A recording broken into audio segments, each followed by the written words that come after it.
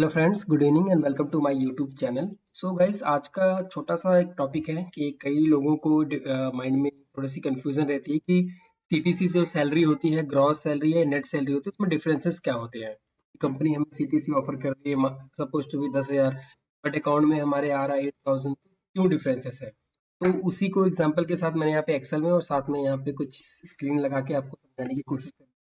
तो जैसा कि यहाँ पे सीटीसी है, कॉस्ट टू कंपनी होती है सीटीसी का फुल फॉर्म, यानी कंपनी पे उस एम्प्लॉय की लागत कितनी आ रही है, टोटल एक्सपेंस कितना कंपनी से, ग्रॉस सैलरी जिसमें आपका पार्ट होता है, प्लस में डायरेक्ट और इनडायरेक्ट जो बेनिफिट्स कंपनी आपको देती है जिसमें कंपनी का खर्च होता है, वो सब मिला के सीटीसी होता है। ठीक है, तो एक्सेल में क्या होता है, सबसे पहले आपके आती है ग्रॉस सैलरी। ग्रॉस सैलरी में क्या होता है, देखिए जैसे ये बेसिक है, यहाँ पे आपका एचआरए होता है, एलटीए होता है, कुछ पर्सनल अलाउंस होते हैं, कुछ other any other allowance company में अलग अलग करके ये आपका बेसिक एचआरए तो लगभग सब में होता है, बेसिक एचआरए पर्सनल। दो तीन चीजें कंपनियां कुछ कुछ अलग अलग आपका सैलरी स्ट्रक्चर में ऐड कर देती हैं। सपोज आपका एक फिक्स ग्रॉस सैलरी मैंने ए मार्क किया हुआ है, 1,55,000 रुपये आपकी मंथली कंपनी आपकी सैलरी स्लिप पे आता है। ठीक है, उसके बाद आपका इन हैंड क्या होगा, आपकी ग्रॉस सैलरी में से जो इम्प्लॉय का पार्ट डिडक्ट होगा, यानी पीएफ आपका 6,000 रुपये डिडक्ट होगा, यानी बेसिक का 12% हो गया आपका 6,000 रुपीज।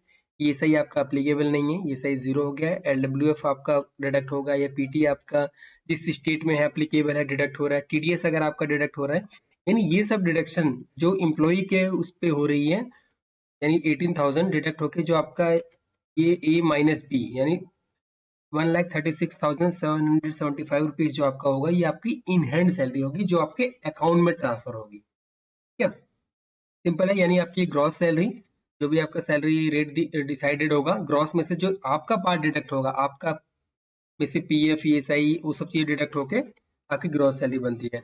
तो अब आप इम्प्लॉय का भी डिडक्ट हो रहा है तो इम्प्लॉयर का भी पार्ट डिडक्ट होता है। ठीक है, अब इम्प्लॉय का पीएफ सपोज आपका 6,000 रुपये होता है, अभी क्या होता है कि एम्प्लॉयर एडमिन चार्ज भी पे करता है, यानी ये आपका हो गया 13%। ठीक है, और ये आपका हो गया 12%। तो अगर आपके अकाउंट में 6,000 रुपये आपका पीएफ कट रहा है तो कंपनी में 6,000 रुपये देगी, तो मैं 12% कर देता हूँ। ये कंपनियां कई कई 13% भी ऐड कर देती हैं। ठीक है, 6,000 रुपये, ये तो ये आपका जो 12,000 रुपीज है वो आपके पीएफ अकाउंट में जमा हो जाते हैं। ठीक है, यानी ये बेनिफिट इम्प्लॉई को ही अल्टीमेट मिलता है। ठीक है, अब आपका एलडब्ल्यूएफ अगर 25 कट रहा है तो कंपनी 50, यानी एलडब्ल्यूएफ कहीं कहीं डबल पे करना होता है, कहीं कहीं सेम पे करना होता है, तो यानी कंपनी को भी गवर्नमेंट को पे करना होता है, यानी आपके एक्सपेंस में ही ये भी माना जाता है। ग्रेजुटी होता है कुछ 4.81 समथिंग परसेंट करके, कंपनियां कुछ सीटीसी में लेती हैं, कुछ कंपनियां नहीं लेती हैं। तो ये आपका ये हो गया, और भी जितनी भी चीजें हैं, कुछ लीव इनकैशमेंट के प्रोसेस होते हैं, एनी अदर बेनिफिट्स होते हैं। तो जो कंपनी एम्प्लॉयर का जो पैसा है, यानी 8,400, ये प्लस में आपकी ग्रॉस सैलरी मिला के आपका सीटीसी होता है, यानी cost to company.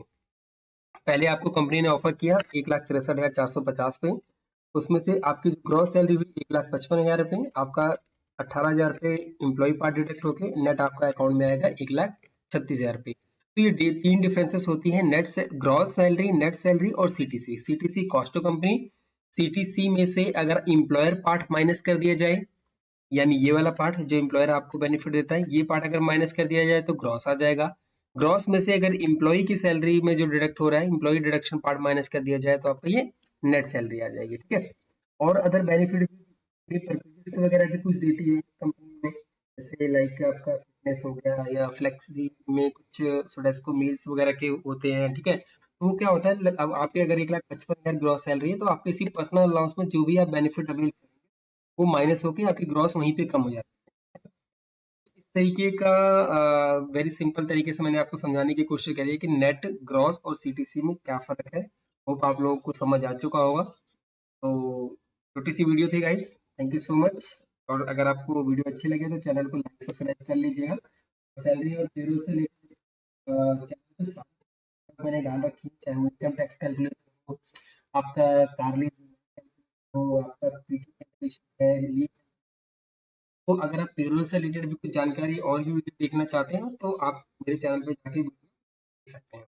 Okay guys, तो thank you so much, bye bye.